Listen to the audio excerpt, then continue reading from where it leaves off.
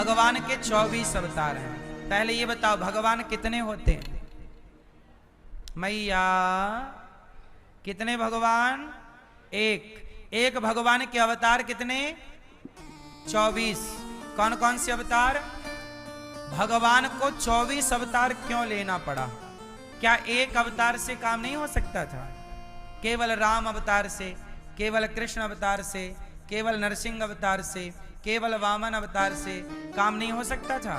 इतने सारे अवतार क्यों लेने पड़े? भैया बताओ, भगवान को इतने अवतार क्यों लेने पड़े? आप बताओ। बैठे बैठे उत्तर देना। भगवान को इतने अवतार क्यों लेने पड़े? उत्तर जोर से।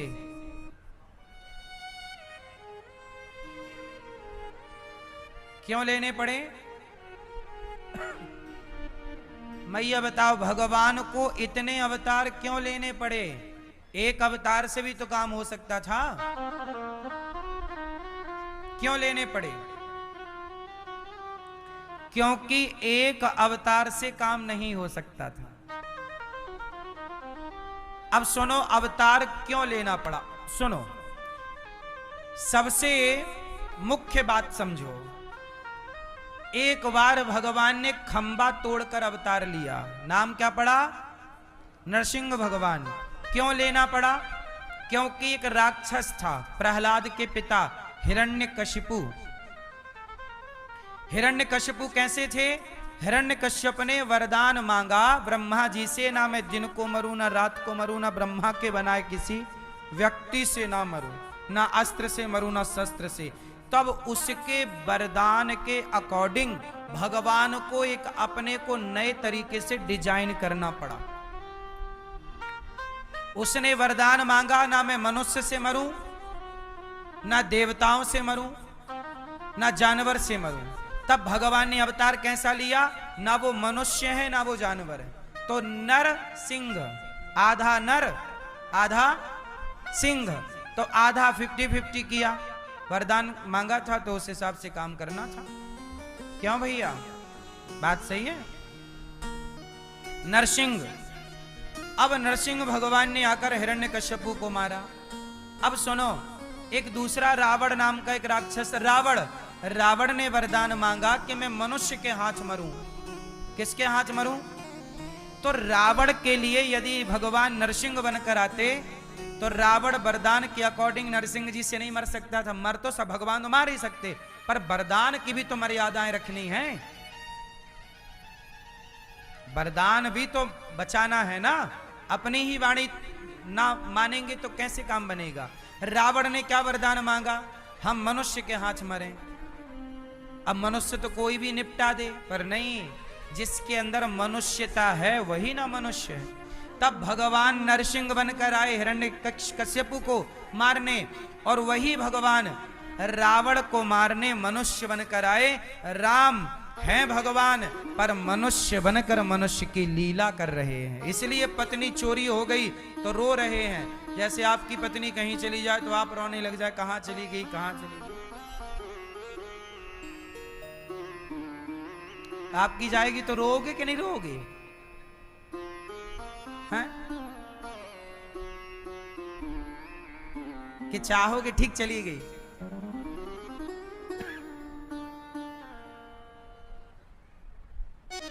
क्यों? पत्नी है आपकी, कहां है? रोओगे कि नहीं ऐसे? कहां चली गई हैं?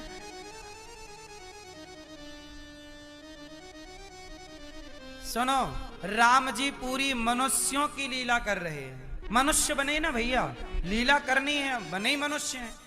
विप्रधेनु सुर संतहित लीन मनुज अवतार। अच्छा सुनो, ये पूरी कथा भागवत जी की है। मैं आपको जो विस्तार दे रहा हूं वो भागवत जी में बहुत लीलाएं विस्तार से हैं, पर मैं आपको समझ में आए इस तरीके से समझा रहा हूं। है वही बात। सुनो, एक बार क्या हुआ, भगवान ने एक अवतार लिया, वामन। क्या बन गए भगवान? जोर से मैया, क्या बने भगवान? हैं? वामन किसके लिए बने? राजा बलि 99 यज्ञ पूरा कर रहे हैं, 100वां करने जा रहे हैं, तो राजा बलि के दरबार पर भीख मांगने आ गए वामन। अब जो काम वामन भगवान कर सकते हैं वो काम राम नहीं कर सकते। वामन भगवान दरबार में जाके राजा बलि से क्या मांग रहे हैं? भिक्षा। 3 पग भूमि दे दे भैया। क्या दे दे? अब क्या राम भिखारी बन सकते हैं? तो जो काम वामन भगवान कर सकते हैं वो वामन करेंगे। जो लीला जैसी सिचुएशन थी वैसा रूप भगवान ने बनाया। ऐसे करते करते 24 अवतार हो गए। समुद्र मंथन हुआ तो जिस पत्थर की मछानी बनाए वो नीचे जाने लगा, तो उस मंदराचल पर्वत को थामने के लिए भगवान ने कच्छप रूप बनाया था, कछुआ। क्या रूप बनाया? फिर क्या हुआ? समुद्र मंथन हुआ तो अमृत लेकर प्रकट होने के लिए भगवान ने धनवंतरी रूप बनाया, अमृत लेकर आए भगवान। फिर अमृत का बंटवारा कैसे हो? दैत्यों ने अमृत छीन लिया, तब बंटवारा करने के लिए भगवान ने मोहिनी का अवतार धारण किया। अब वहां राम या नरसिंह या वामन अवतार से काम नहीं चलता, तो एक नया अवतार क्रिएट करना पड़ा, मोहिनी। बात समझ में आ रही है? जहां जैसी जरूरत पड़ी वहां वैसा अवतार भगवान ने जरूरत के अनुसार लिया है। तो ये ऐसे करते करते भगवान के कितने अवतार हो गए? 24। वैसे तो अवतार भगवान के अनंत हैं। हरि अनंत, हरि कथा अनंता, कहाँ है सुनहि बहुविधि सब संता। पर 24 मुख्य हैं लिखे हुए वेद पुराणों में। ऐसे अवतारों में एक अवतार हुआ भगवान का कृष्ण रूप।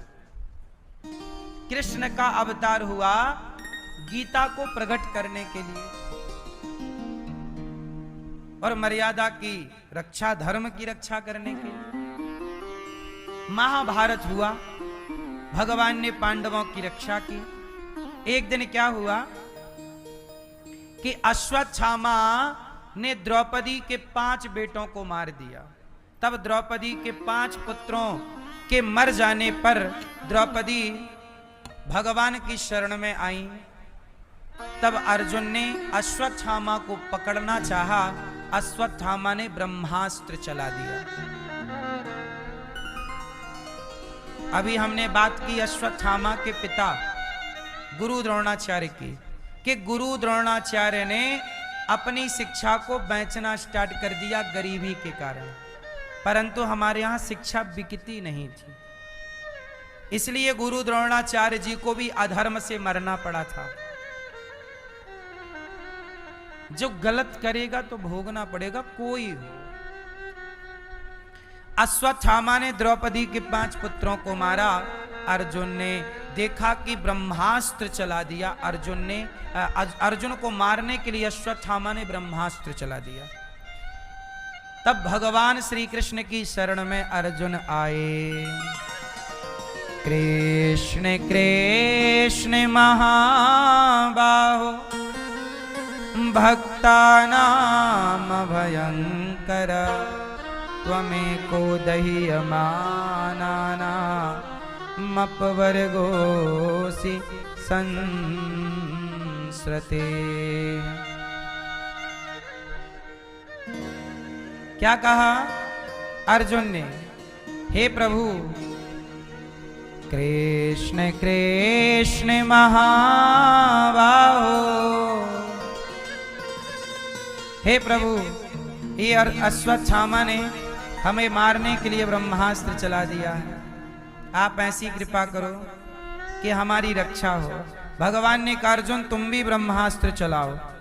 यदि आप भी ब्रह्मास्त्र चलाएंगे तो बचना होगा, वरना संभव नहीं है। अर्जुन ने कहा भगवान रक्षा करो। तब भगवान ने कहा आप भी ब्रह्मास्त्र अर्जुन ने चलाया। दोनों ब्रह्मास्त्र शांत हो गए और अश्वत्थामा को पकड़कर द्रौपदी के समक्ष लाकर खड़ा किया। तब द्रौपदी ने जब देखा कि अश्वत्थामा के पांव हाथ बांधकर अर्जुन ने पटक रखा, तब द्रौपदी ने कहा मुच्यताम मुच्यतामेष ब्राह्मणो नितराम गुरु।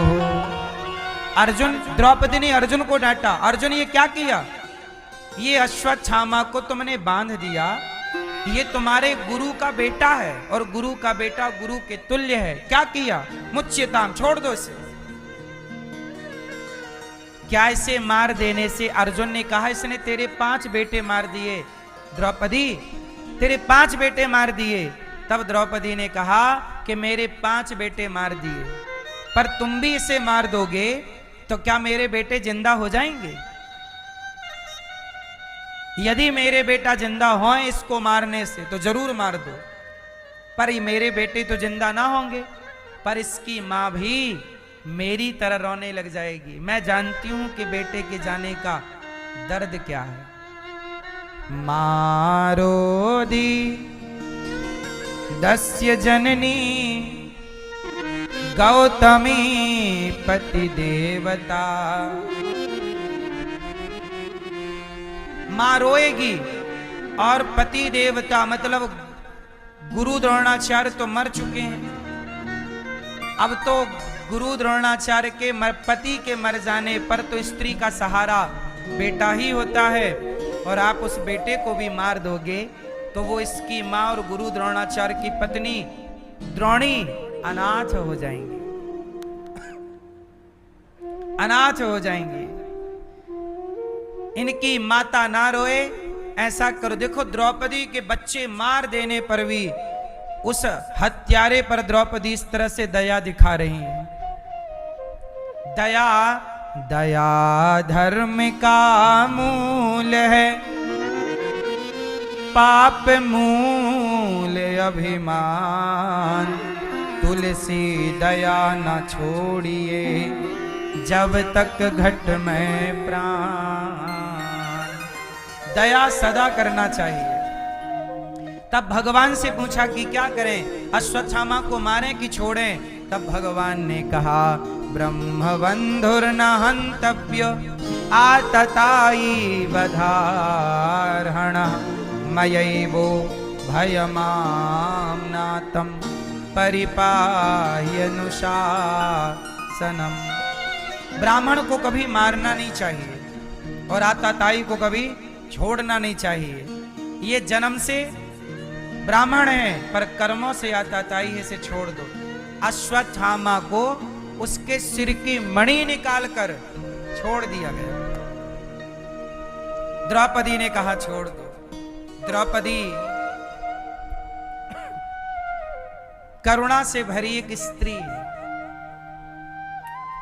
इसलिए कहते हैं ना द्रौपदी मां है। आप लोगों से मेरी प्रार्थना, जिसने तुझे जन्म दिया रे,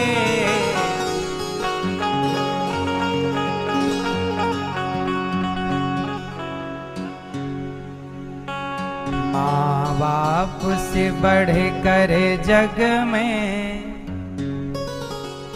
कोई दूजा नहीं खजाना।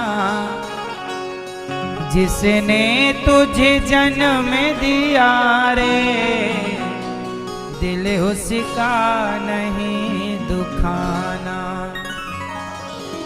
जिसने तुझे जन्म दिया रे, दिल उसका नहीं दुखाना।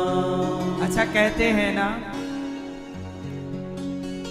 कि जिसको औलाद ने मारा, अरे वक्त भला क्या मारे, जिसको औलाद ने मारा।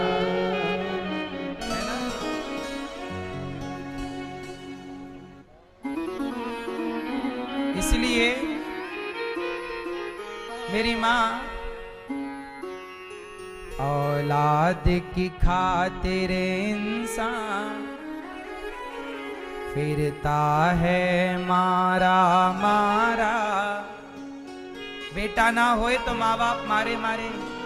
औलाद की खातिर इंसान फिरता है मारा मारा।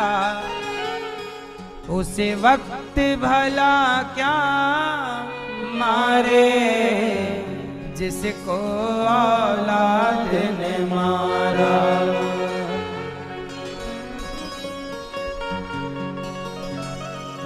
क्या बताएं,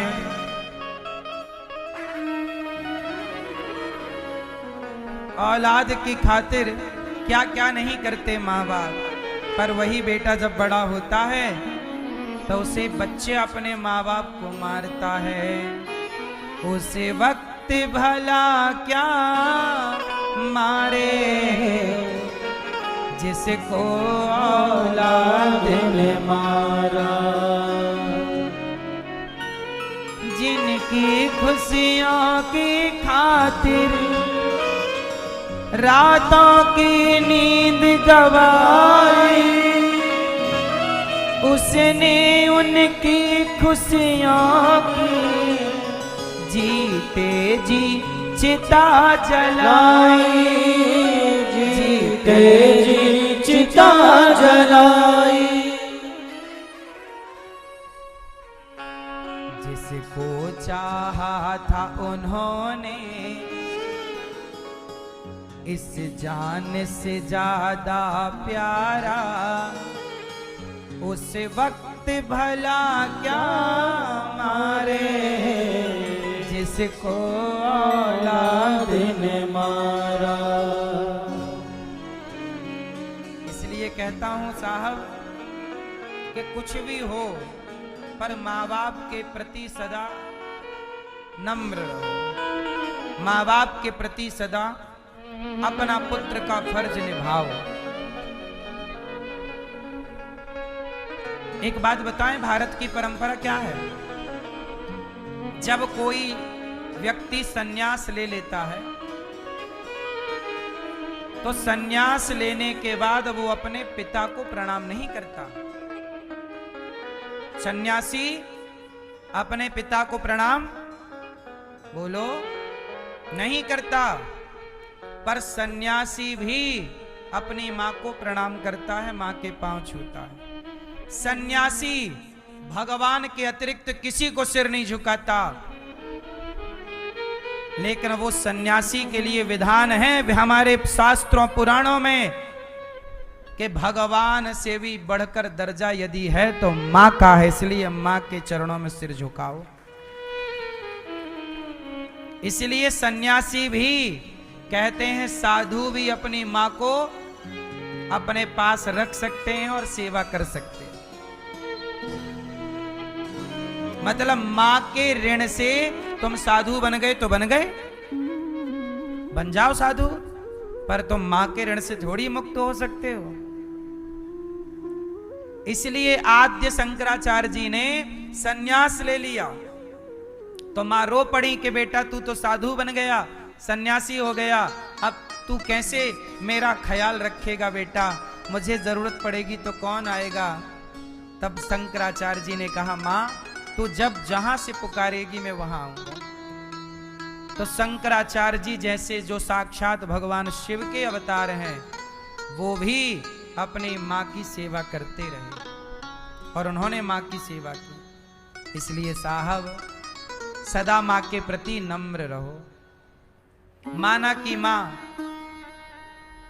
थोड़ी चिड़चिड़ी है, माना कि मां का स्वभाव थोड़ा आपके स्वभाव से, आपके विचारों से मैच नहीं करता, फिर भी मां तुमसे भले बात नहीं करती, पर तुम मां के प्रति सम्मान रखो, मां के प्रति श्रद्धा रखो। मां डांट दे, मार दे, कुछ कह दे, उस बात को बिल्कुल हल्के में ही लो, बहुत बड़ी बात नहीं है। मां का डांटना अच्छा है। मां तुम्हारे के साथ कैसा भी व्यवहार करे, पर तुम उसके साथ गलत व्यवहार ना करो, तुम अच्छा व्यवहार करने का प्रयास करो। तुम्हारे अच्छे व्यवहार को वो स्वीकार करे या ना करे, वो मां की अपनी। कुछ बेटों का मन है कि मां मेरे पास रहे, मैं सेवा करूं, पर मां बोलती मैं तेरे पास नहीं रहूंगी, मैं इस बेटे के साथ रहूंगी। तो अब क्या करे, बेटे का मन तो है पर मां ही स्वीकार नहीं कर रही है। इसमें बेटे का दोष नहीं है, तुम बस अपनी मां के प्रति श्रद्धा रखो, बस।